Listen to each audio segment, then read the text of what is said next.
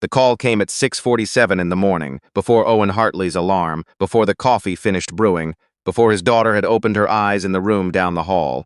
He almost didn't answer it. The number on the screen said Hartwell Regional Hospital, the same hospital where he spent his days fixing what the administration chose not to see. Owen set down his mug, checked that the bedroom door was still closed so the ringing wouldn't wake Ivy, and answered with the careful quiet of a man who had learned to manage everything at low volume. It was Gerald Ashcroft's assistant, not Gerald himself. That was the first sign something had shifted. "Mr. Hartley, Gerald would like you in the building before 8. The board is convening early." Owen said he understood. He ended the call, stood in the pale November kitchen of his rented house in Barrie, Ontario, and looked at the window where frost had crept up the corners of the glass overnight. He had worked at Hartwell Regional for 6 years. He knew what early board meetings usually meant. They meant a decision had already been made, and the meeting was just the part where it got announced. He went to Ivy's door and knocked twice. "Bud, I have to go in early. Breakfast is on the counter." A small voice answered, still thick with sleep. "Again?" He hesitated. "There's the good cereal." A pause. "Okay." Owen dressed in the dark and drove the 30 minutes through roads still pale with last night's ice. Hartwell Regional rose from the landscape like something that had never quite decided whether it wanted to look like a hospital or a government building. Low, wide, the kind of functional gray that made people feel smaller just by looking at it. He parked in the maintenance lot out of habit, even though he had been working as a facilities coordinator for 2 years now, a title that meant he managed the people who fixed things rather than fixing things himself. He was still the first one there from his department. The lobby was quiet in the early way hospitals sometimes are before visiting hours, orderlies moving soft-footed across linoleum, a duty nurse not looking up from her screen. Owen badged through to the service corridor, then took the long way to the administrative wing because the long way past the pediatric unit, and he always slowed down there, without meaning to, just for a second. The hallway smelled like antiseptic and something warmer underneath it, the particular warmth of a building that kept people alive around the clock. He had started here as a maintenance tech, 11 years ago. Leaky pipes, HVAC failures, the ancient boiler that groaned like an old man every January. He had been good at it. Then his wife Carla got her diagnosis. Then the diagnosis got worse. Then everything changed in the way that changes come. Not all at once, but in a sequence that only looks inevitable when you look back on it. He took what promotions came because they paid slightly more. He turned down the one that would have moved him to the Hamilton campus because Ivy was 4 and her school was here. And he had already lost enough of the permanent things. He drove her to every appointment, every concert, every Saturday morning skating lesson at the Barrie Coliseum. He made lunches the night before because mornings were chaos. He became, as Carla had once laughed and called him before she couldn't laugh anymore, the household's chief operating officer. And he ended up in facilities coordination because it was the job that let him be reachable. The administrative boardroom on the 3rd floor was already lit when Owen arrived. Through the narrow window panel beside the closed door, he could see the senior leadership team arranged around the long table. The chief of medicine, the VP of finance, 2 board members he recognized from the hospital's annual gala photographs, and Gerald Ashcroft, president and CEO of Hartwell Regional Health System, seated at the head with the composed expression of a man who had been composing himself since before sunrise. Owen was not supposed to be in that room. He was supposed to wait in the outer reception area until someone came to brief the department heads. But the door to the boardroom had not latched properly. It sat a centimeter from the frame, and through that gap, Owen could hear the conversation clearly enough to catch the figure when it was said. The VP of Finance, a sharp-voiced woman named Patricia, whom Owen had spoken to perhaps 3 times in 6 years, was working through a slide deck projected at the far wall. "If we proceed with the recommended consolidation," Patricia said, "we're looking at closing the Barrie inpatient wing and transferring the patient load to Aurelia by Q2. That's 214 beds." Owen stood very still in the hallway. "The analysis supports it," she continued. "Hartwell Barrie is running an operating deficit of $11.2 million annually. The numbers simply don't hold."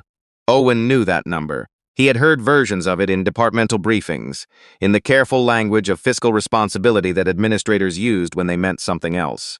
But $11.2 million was the number that would end the only hospital serving the north end of the city. 214 beds, the oncology suite where Carla had spent her last weeks. The pediatric ward he passed every morning. The emergency department that served 3 communities whose nearest alternative was 40 minutes away in good weather, and longer when the highway drifted in February. He should have stepped back. Found a seat in reception. waited like he was supposed to. What made him stop was not the deficit figure. It was the line below it on the projected slide, the one visible through the gap in the door at the exact angle where he was standing. The operating cost per bed annualized. Owen had spent 2 years managing this building's facility costs. He knew, without needing a spreadsheet, what it cost to heat and maintain a patient ward over 12 months.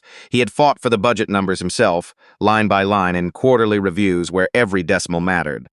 The figure on that slide was wrong, not slightly off, structurally wrong, in the kind of way that happened when someone built a model from stale data and never corrected it, or when a number was carried forward from a prior fiscal year and no one checked whether the assumptions still held. Owen stared at it the way he used to stare at a pipe that was losing pressure, quietly, with the certainty of someone who understood the system from the inside. He pushed the boardroom door open. Every head turned. Gerald Ashcroft looked at him with the measured patience of a man who had learned to manage surprise without showing it. Patricia's expression was less measured. The 2 board members went very still. Owen. Gerald's voice was neutral, but careful. "This briefing is for executive leadership." "I know," Owen said. "I apologize for interrupting. But that cost figure on the slide, the per-bed operating cost, I think there's an error in it." Patricia set down her pointer. "Excuse me?" Owen kept his voice level. He had learned to do that, to say difficult things without the delivery becoming the story. "The annualized figure is showing $187,400 per bed, but that includes full HVAC overhead applied to the inpatient wing as a standalone unit. We completed the building systems integration in March. The north and south wings now share a central plant. The actual per-bed operating cost, when you account for the integrated load, is closer to $141,000. Silence. Patricia tilted her head. "That model was prepared by our financial consultancy." "I understand that," Owen said. "But the mechanical integration wasn't reflected in the cost structure they were working from.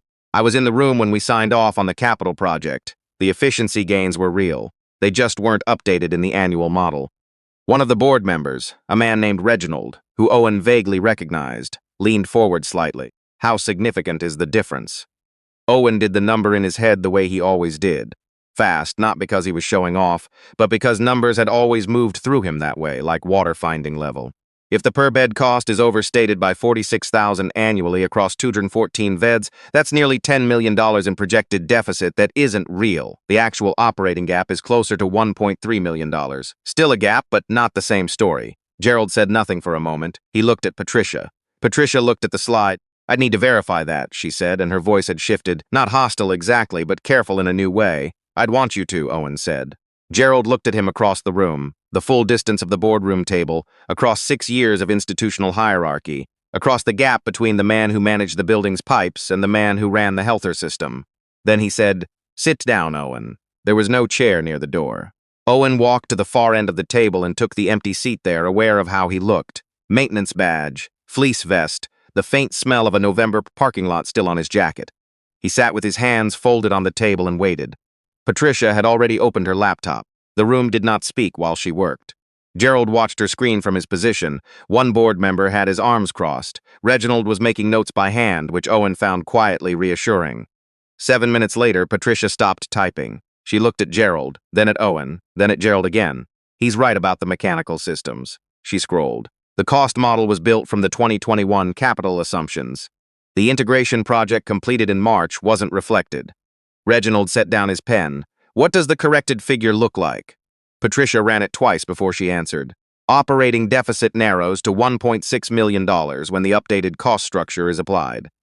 Gerald was very still, board members. A woman who had not spoken yet said quietly, "That's not the same recommendation." "No," Patricia agreed. "It isn't." The room absorbed that. Owen did not feel triumphant. He felt the way he always felt when a system turned out to be fixable. Relieved, mostly, and tired in the particular way that came from holding tension for longer than anyone saw. Gerald looked at him again. "How long have you known this?" "I didn't know there was a model with the old numbers," Owen said honestly. "I knew our operating costs from the inside. When I saw the figure on the slide, it didn't match. And you just happened to be walking past. The door wasn't latched." Something shifted in Gerald's face. Not amusement exactly, but something adjacent to it. "All right." He addressed the room. "We suspend the consolidation recommendation pending a full cost audit. Patricia, I want the updated model on my desk by end of week with every assumption flagged and sourced." Patricia nodded, still looking at her screen. "I also want to understand." Gerald continued, how a $10 million modeling error sat in a board-level recommendation without anyone catching it. No one answered that immediately. The board member who had not yet spoken said, "That question deserves a careful answer." "It will get one," Gerald said. He looked at Owen one more time. Owen was already thinking about Ivy, about whether she'd eaten the cereal, about the form he needed to drop at her school before noon. "Don't go anywhere," Gerald said. "I have more questions for you." Owen stayed. By 10 o'clock, the administrative wing had the particular hum of a building reorienting itself. Assistants moved differently, not faster exactly, but with more direction. 2 members of the finance team arrived with physical binders and the slightly overcharged energy of people who had been reached by phone before their workday properly started. The original boardroom setup, the water carafes, the printed agenda packages still crisp in their folders, gave way to open laptops and a whiteboard covered in figures that kept changing. Owen remained near the windows. Someone had brought him a coffee without asking if he wanted one, and he held it mostly for warmth because the room ran cold and his vest was not built for sitting still. He answered every question put to him carefully and without elaboration. Yes, the mechanical integration had been completed under budget. Yes, the efficiency savings had been documented in a facilities report submitted to the VP of Operations in April. No, he did not know whether that report had reached the financial consultancy. That last answer produced a particular silence. Patricia was professional in the way certain people became professional when something had shifted beneath them. Calibrated, precise, no wasted motion. She did not apologize. Owen had not expected her to. She did ask him twice to clarify the timeline of the capital project, and both times he answered exactly, and both times she nodded and went back to her screen. Gerald Ashcroft moved through the morning differently than Owen had expected. He had always seen Gerald from a distance. Health system events, the occasional all-staff communication, the kind of leadership presence that existed more as institutional tone than actual person. Up close, Gerald was quieter than his reputation suggested. He listened more than he spoke. When he asked questions, they landed in the exact place they needed to. Around 10:30, he asked Owen to walk him through the building system's integration from the beginning. Owen did. He described the capital project from its 2019 proposal, the aging central plant, the inefficiency of running separate HVAC systems for wings built 30 years apart, the engineering assessment that recommended consolidation. He explained the implementation delays caused by COVID restrictions in 2021, the revised timeline, the March completion. He described the test period, the monitoring data, the facilities report. Gerald listened without interrupting. When Owen finished, Gerald said, "Why wasn't this in the executive briefing package?" "Facilities reports go to operations," Owen said. "Operations feeds into finance quarterly. I don't know what gets included from there." "You submitted it in April?" "Yes." Gerald looked at Reginald, who had been sitting quietly in the corner for the past hour. Reginald returned the look with the expression of someone who had already reached a conclusion and was waiting to see if anyone else would catch up. "That's an information flow problem," Reginald said simply. "Several of them." Gerald agreed. He turned back to Owen. "How did you end up in facilities?" Owen considered the question. It was asked with genuine interest, and Gerald was the kind of person who could tell the difference between a real answer and a managed one. "I started as a maintenance tech," Owen said. 11 years ago.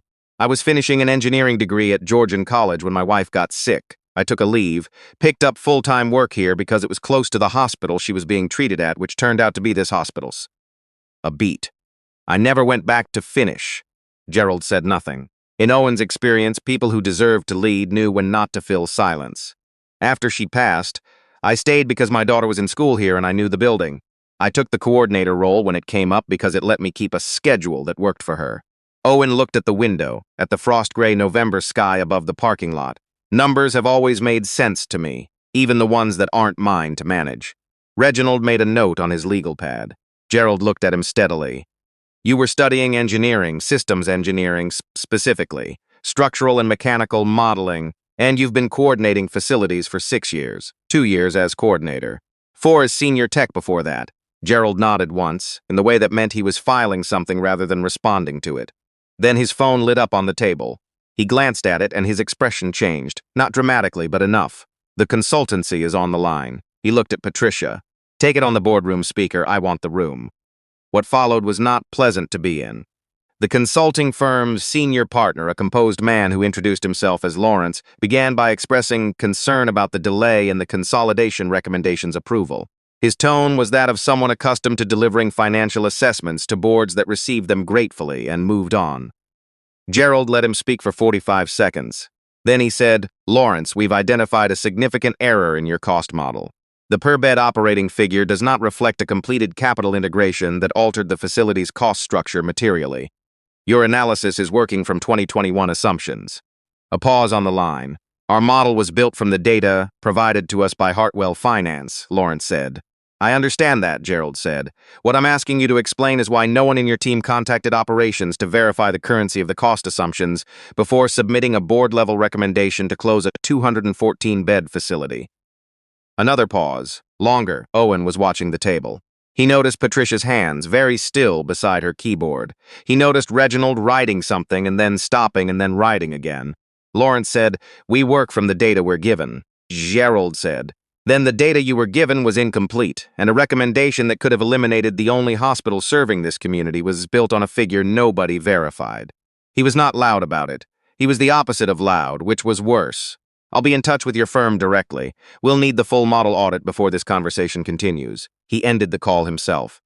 The room was quiet. Then Reginald said, "The liability question here is not small." "No," Gerald said. "It isn't." Owen thought about Ivy.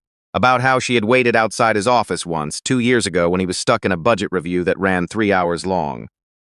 She had fallen asleep in a chair in the reception area, and the night-duty receptionist had put a blanket over her from the emergency kit. He had felt, picking her up that night, the particular shame of a parent who had let the work swallow more than its share. He was going to be late picking her up today. He could feel it. Gerald looked at him. "You need to be somewhere." It was not really a question.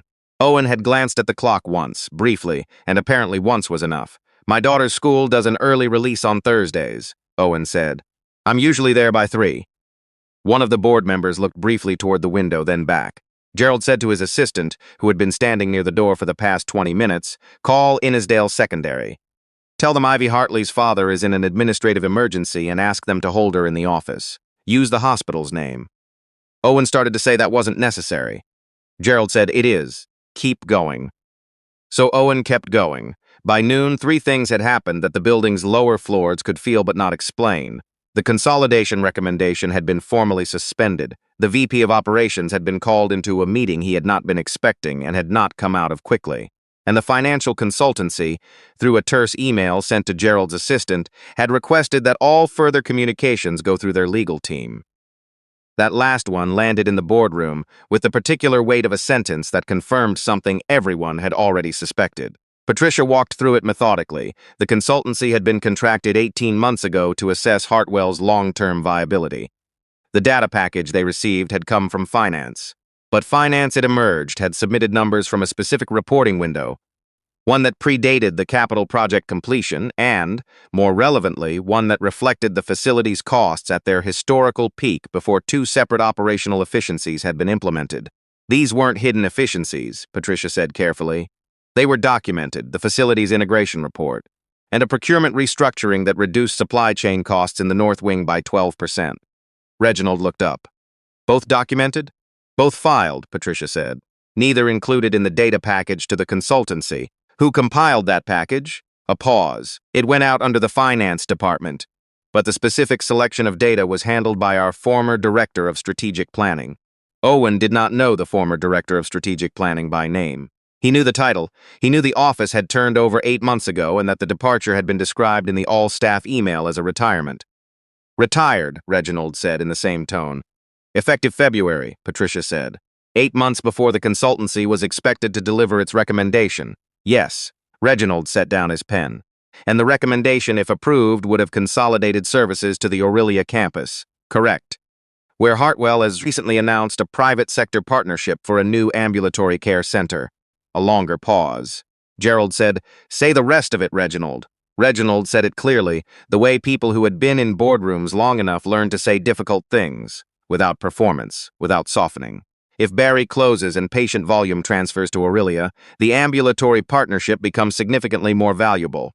The private sector partner benefits directly from consolidation." "Yes," Gerald said. "And the former director of strategic planning was announced as a senior advisor to that private sector partner in September." The room went very still. Owen looked at the table. He had worked in this building for 11 years. He had fixed the pipes and managed the people who fixed the pipes and written the reports that nobody read and stayed late, finishing quarterly documentation while Ivy did homework in the waiting area. He had never once been inside a conversation like this one. He had also never seen $10 million disappear into a modeling error that turned out not to be an error at all.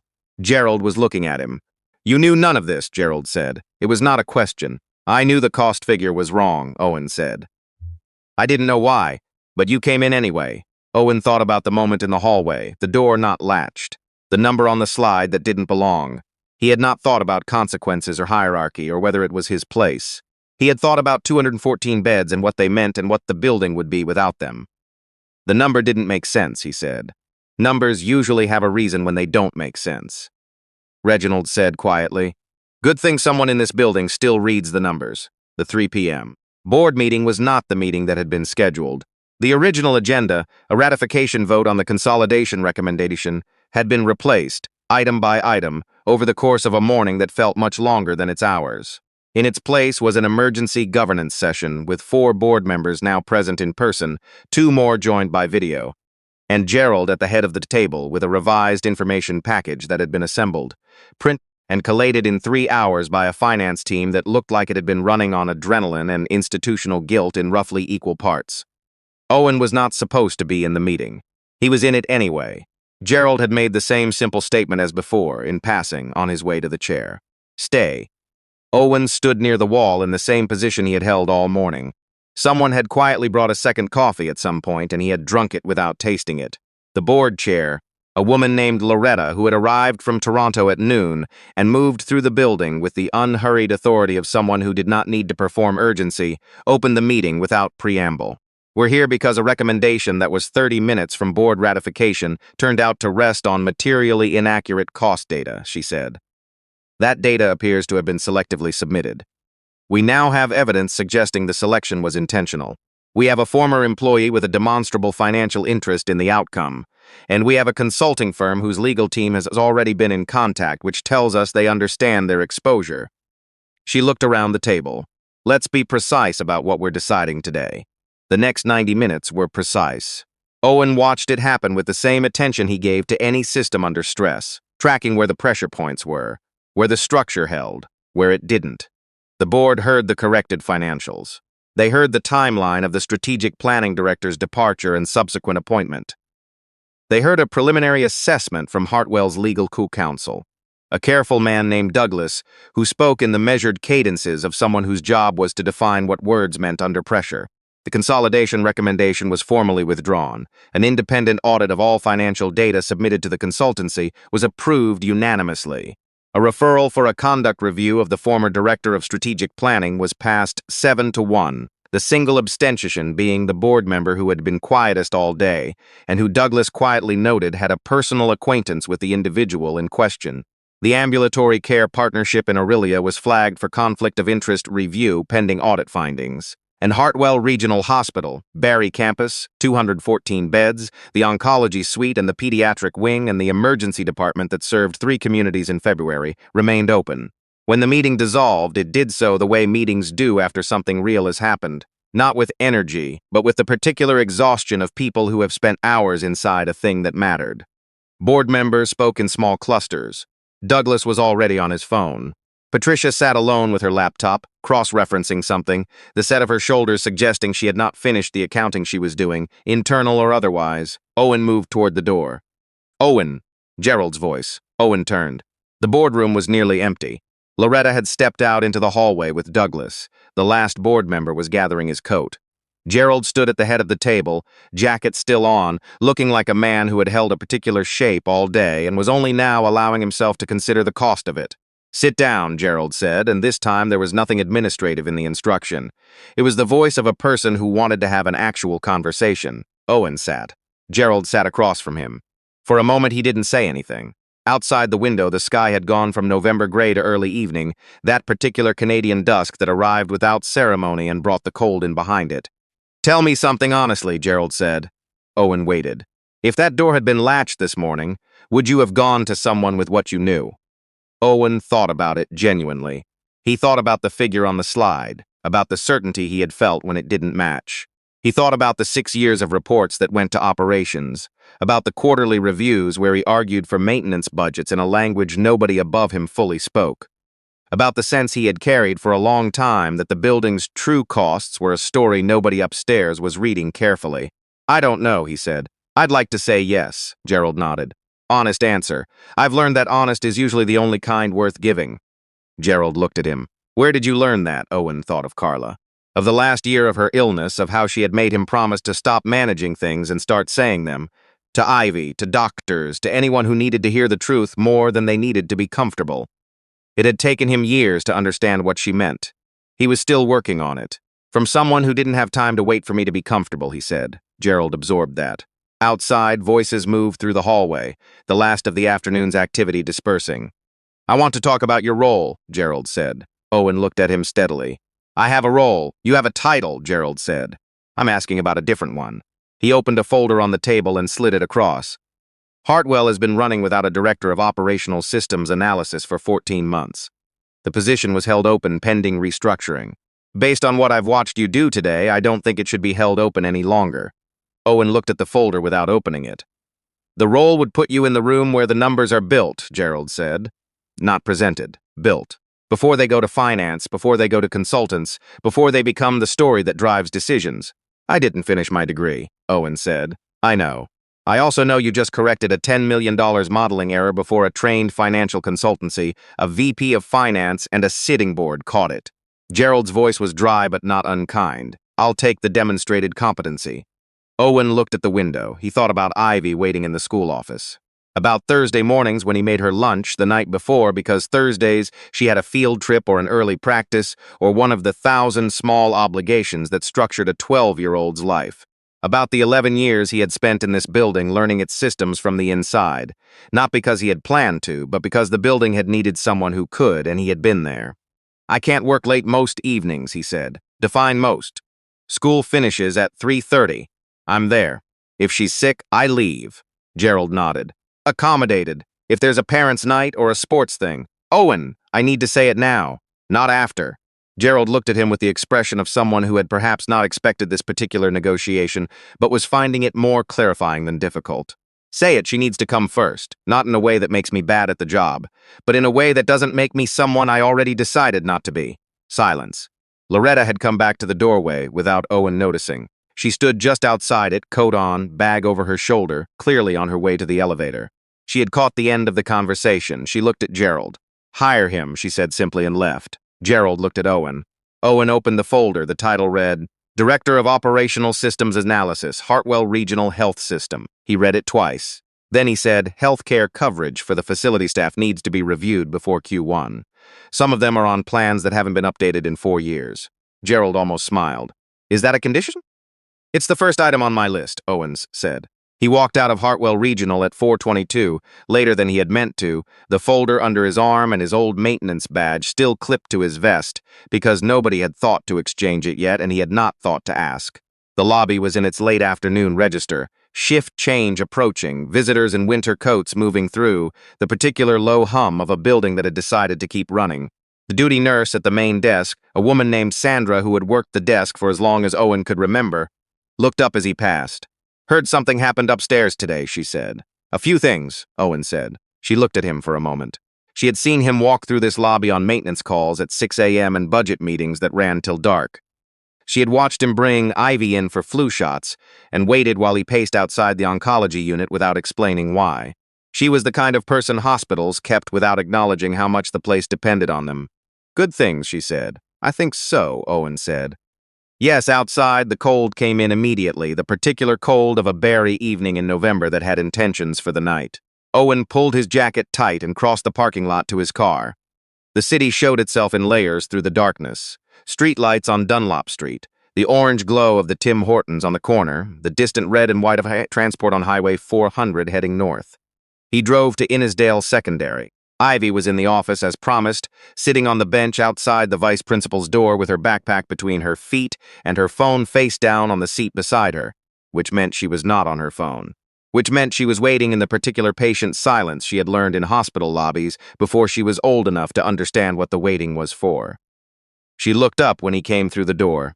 "You're really late," she said. I know. I'm sorry. She studied him. She had her mother's way of reading a room, quick, quiet, missing nothing. Something happened. A lot happened, he said. She stood and slung her backpack over one shoulder. Good or bad, Owen held the door open. The cold came in from outside, clean and sharp. Mostly good, he said. I'll tell you in the car. They walked to the parking lot side by side. She was almost as tall as his shoulder now, which still caught him off guard sometimes. He reached over and adjusted the strap on her backpack without thinking, the automatic reflex of 11 years, and she let him without complaining, which was its own kind of grace. Dad, she said as he unlocked the car. Yeah, did you fix something today? He thought about the number on the slide that shouldn't have been there, about 214 beds, about a door that hadn't latched, about the folder still under his arm. Yeah, he said. I think we did. Ivy got in. Owen walked around to the driver's side, stood for a moment in the cold with his hand on the roof, and looked back once at the hospital rising in the distance against the dark sky. Its windows lit from inside, floor after floor, each one a room where something was still running. He got in the car and drove home through the November dark, while behind them Hartwell Regional held its breath, and its 214 beds and everything that happened inside them, the way buildings do when they've been reminded, just in time, that they're still standing for a reason.